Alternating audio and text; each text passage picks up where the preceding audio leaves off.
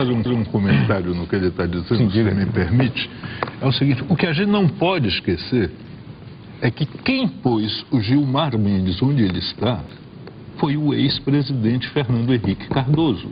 Ele está lá desempenhando o papel que o seu patrono mandou.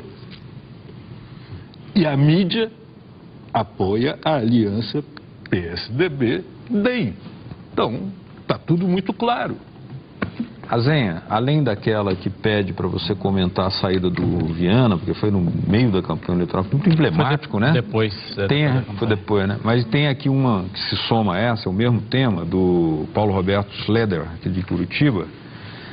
Boa noite, amigos. A tirania midiática, segundo ele, a televisiva principalmente, é tamanha que quando procuramos outros canais, o que vemos é apenas as meras cópias do maior deles. Segundo ele, o que nos apresenta a Constituição em relação a isso?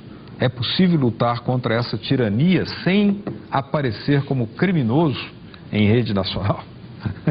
Eu acho que a gente falou no começo do bloco anterior sobre a questão da Conferência Nacional de Comunicação. Eu acho que é importante que as pessoas se engajem nesse processo. É um processo provavelmente vai ser muito lento no Brasil, especialmente porque essa é uma área muito sensível, tanto para a coalizão que governa o Brasil agora, quanto para a oposição. O Sarney, ele é dono de uma emissora que retransmite a Globo no Maranhão. E assim você encontra o Fernando Collor de Mello, enfim. Os interesses são muito fortes. Mas, de qualquer maneira, eu acho que há como dar um drible. Acho que usando a internet, de certa forma, e também as TVs públicas. As TVs públicas, eu não acredito que vão lutar pela grande audiência. Mas, à medida que você coloca um programa como esse no ar, por comparação, as pessoas que estão em casa vão começar... É um processo. Elas começam a comparar. Por que aqui se diz isso e não aqui na TV comercial, esse tipo de discussão? De forma que... Isso é muito comum com a TV pública. Ela talvez não tenha grande audiência, mas ela começa a marcar o parâmetro que a TV comercial muitas vezes é forçada a seguir nesse caminho. Porque o público tem contato com essa informação. Eu tenho esse debate aqui, por que eu não posso ver isso numa TV privada?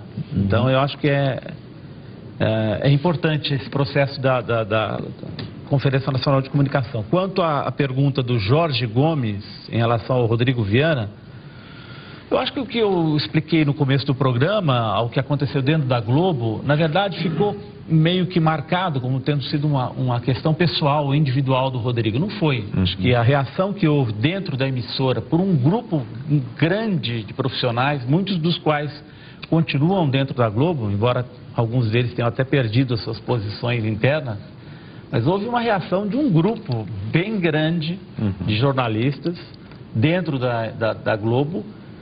E não era uma questão partidária, é uma questão do uso de dois pesos e duas medidas. Claro. As pessoas começaram a perceber que algumas notícias recebiam maior repercussão dentro da emissora do que outras. Eu cobri Caixa 2 do PT em Goiânia, eu fiz uma denúncia em Goiás a respeito disso. Chegou no Congresso, o denunciado disse, na verdade, eu distribuí dinheiro para todos os partidos. A notícia morreu. Então, quando se acusava o PT, a notícia era, de repente, quando ele falou em todos os partidos, a notícia morreu.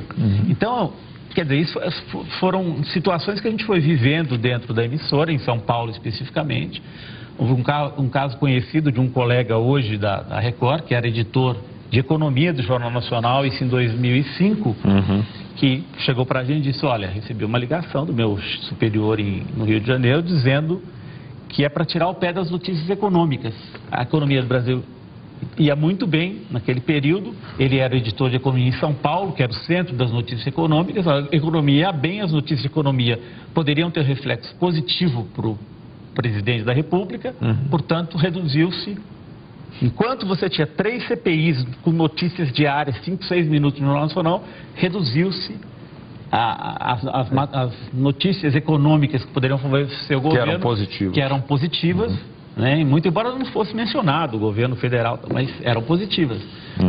Então, foram vários episódios que aconteceram e um grupo de profissionais Inclusive, esse grupo se manifestou, eu não estava presente, mas se manifestou ao então diretor regional da Globo, dizendo, olha, não pode ser assim.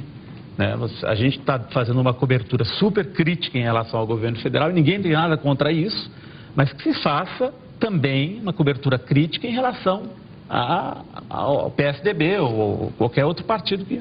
Por a cratera do metrô. Por exemplo. Então, o que aconteceu foi que o Rodrigo Viana, ele saiu em circunstâncias em que ele escreveu, ele não foi renovado o contrato dele, né? E ele saiu por circunstâncias, numa circunstância em que ele escreveu uma carta denunciando o que aconteceu, mas houve um grupo de jornalistas dentro da Globo que se manifestou contra. Eu depois saí alguns meses depois da eleição. Também não foi tanto por isso, também por isso, mas por outros motivos pessoais. Ali tem uma aí na sua, isso, que é a questão da tirania midiática, né? É a Heloísa Helena Marques da Silva, que ela quer saber o que são essas verbas públicas para a mídia particular. É o seguinte, Heloísa Helena, o governo, antes de mais nada, ele é obrigado a dar publicidade dos seus atos, das suas leis, dos seus decretos, das suas iniciativas, dos seus orçamentos. Isso é o básico. Para isso, é calculado no orçamento já uma verba que será utilizada para a divulgação disso. E isso, como a mídia é privada, né, compra-se espaço na mídia para publicar isso. Depois existem campanhas que são necessárias que a sociedade saiba da existência delas. Por exemplo, uma campanha de vacinação, uma campanha de saúde, uma campanha de educação. Paga-se espaço na mídia. E paga-se espaço na televisão, que é concessão de uma coisa que é pública. Paga-se espaço nas rádios, que é concessão também de uma coisa que é pública. Mas essa é a estrutura do capital, do funcionamento do capital no Brasil. Até o horário eleitoral gratuito não é gratuito. Não é gratuito. O Estado que banca. Não é o partido, mas é o Estado que banca. Agora, aqui eu queria aproveitar que a gente estava conversando do problema da saída da Globo, do Rodrigo, a questão do doutor Gilmar Mendes, e responder, ele está mais ou menos respondido, ao Luiz Henrique de Santos. Por que o Serra não é atacado pelos jornais? Mas pelos mesmos motivos que durante a campanha eleitoral cobria-se os escândalos do PT e nunca se perguntou qual foi o preço com dinheiro público para se cavar o segundo mandato do ex-presidente Fernando Henrique Cardoso, o doutor, o honoris causa. Que, aliás, esses dias deve estar passando muito mal com o que o Obama disse a respeito do Lula. Né? Este é o homem. Ele deve estar espelho meu. Existe alguém pior que eu, entendeu? Deve estar no último degrau da fossa. Acabou o Lexotan. Acabou. Então, é o seguinte, a imprensa é partidarizada porque ela é um grupo econômico, ela é um oligopólio e ela tem projetos para o Brasil de maneira que projetos que lhe interessam e que fazem com que os seus interesses e os seus privilégios se ampliem. E é importante dizer que não se trata de direito. Direito é isonomia, aquilo que a gente estava discutindo aqui. Ou seja, todos somos iguais perante a lei. Isso é isonomia, isso é direito, isso é democracia, isso é republicano.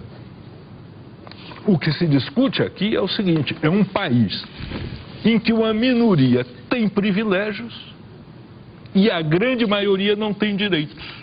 Na verdade é disso que está se tratando, não é de outra coisa. Temos aqui uma mensagem.